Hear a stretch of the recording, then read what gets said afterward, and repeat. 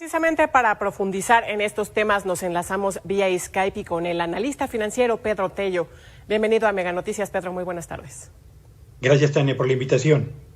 Oye, Pedro, a ver, después de estas cifras que nos da a conocer hoy el INEGI, también el Banco de México, y bueno, yo sumaría también lo que decía The Economist, que México va a ser de los últimos países en recuperarnos, en cuestión económica, dice que por ahí de 2025. ¿Se puede ya considerar este sexenio como perdido en cuanto a crecimiento económico? Por supuesto que sí. Las estimaciones más conservadoras indican que a nuestra economía le va a tomar por lo menos 4 años recuperar el terreno que esta pandemia ha hecho que perdamos a lo largo de este 2020. Eso significa que prácticamente todo el sexenio de Andrés Manuel López Obrador será un sexenio de recuperación de la actividad económica nacional que tendrá que llevarnos primero a la recuperación del patrimonio productivo que en términos de empresas que están cerrando habremos de perder a lo largo de este año. Segundo, la recuperación de los niveles de empleo prevalecientes antes de esta crisis.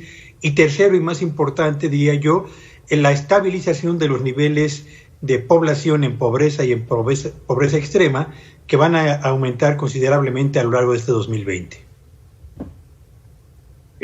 Pedro, y respecto a la generación de empleos, al crecimiento de empresas que nos estás diciendo que va a ser de recuperación, ¿qué va a pasar entonces con la recaudación de impuestos? ¿Alcanzará para estos programas sociales de los que se está hablando en el gobierno federal? Yo tengo la impresión de que ahí está quizás uno de los flancos débiles más importantes de la presente administración. Se tomaron compromisos de gasto social que se han hecho ya una obligación constitucional, que para atender a jóvenes, para atender a adultos mayores, para atender a personas con capacidades diferentes, entre otros, va a exigir al gobierno federal la disposición de una cantidad cada vez mayor de recursos presupuestales para poder dar cobertura a este compromiso constitucional. Si esto se va a presentar en momentos en los que la actividad económica va a avanzar pero muy lentamente y no tendremos una capacidad generadora de empleo lo suficientemente robusta, significa que para el gobierno federal el flujo de ingresos que le permitirá cubrir esa mayor partida de gasto destinado a programas sociales no va a avanzar con la misma celeridad que tendría que hacerlo para mantener el equilibrio en las finanzas públicas. De modo pues que el gobierno va a tener que optar por cualquiera de estas tres opciones. La primera, una reforma fiscal que le permita elevar considerablemente la recaudación en el corto plazo. 2, la contratación de deuda externa o de endeudamiento interno y externo para poder cubrir el faltante que año tras año va a tener que atender en materia social, o una combinación de ambos factores, reforma fiscal y mayor endeudamiento. ¿Por cuál de estas opciones va a optar el gobierno federal? No lo sabemos en este momento. Habrá que esperar las decisiones que se tomen desde la Secretaría de Hacienda y el Gabinete Económico en los próximos meses, pero es inevitable que ahí está quizás el flanco que en materia socioeconómica parece el más débil para la presente administración en lo que resta de este sexenio.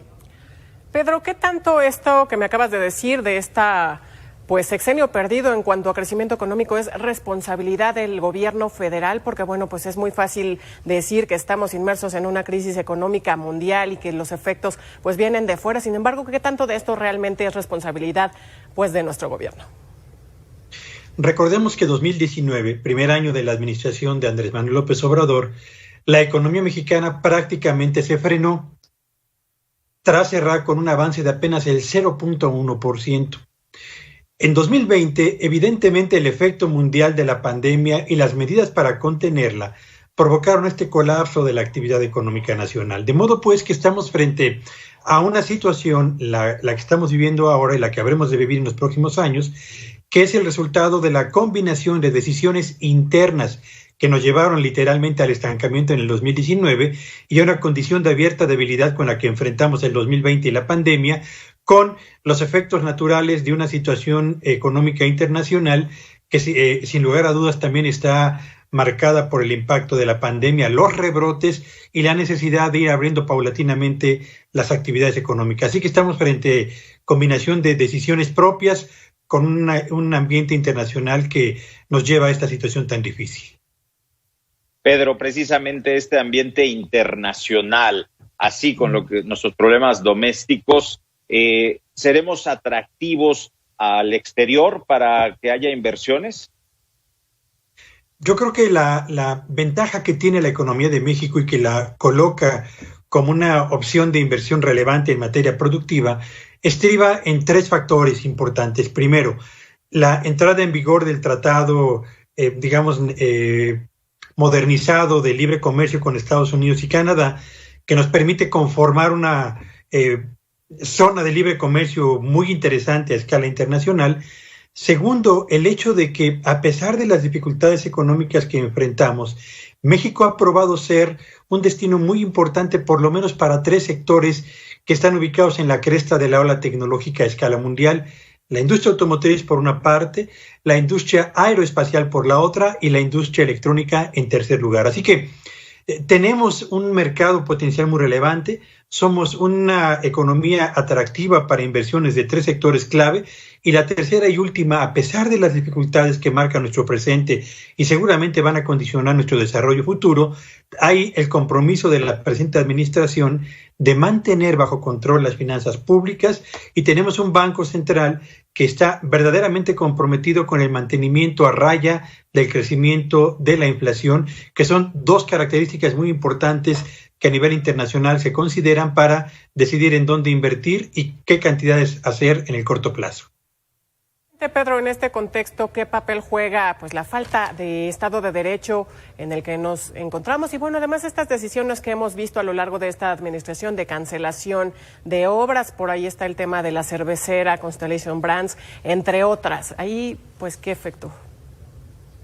Yo diría que en materia de Estado de Derecho, lo mismo que en materia de inseguridad, tenemos dos grandes desafíos que enfrentar en el muy corto plazo, particularmente el gobierno federal, pero también los gobiernos estatales. Buena parte de la desconfianza que prevalece entre el sector empresarial y que se deriva de las encuestas que mes a mes se aplican en el territorio nacional entre empresarios del sector industrial, de la actividad de la construcción y del sector comercio, deriva precisamente de eso. La debilidad con la que perciben que realizan sus operaciones cotidianamente porque el Estado de Derecho no les ofrece la suficiente tranquilidad. Cuando perciben los empresarios que contratos previamente suscritos de pronto son cancelados, lo que esto provoca de inmediato es la obligación de repensar los proyectos de expansión o los planes de negocio que se han trazado con criterios de mediano y largo plazo. Esa situación fue lo que provocó que la inversión productiva en México colapsara en 2019 y registre en el 2020 los menores niveles de los que se tenga en memoria, no solamente en los últimos 10 o 20 años, sino yo diría prácticamente en la historia económica del país.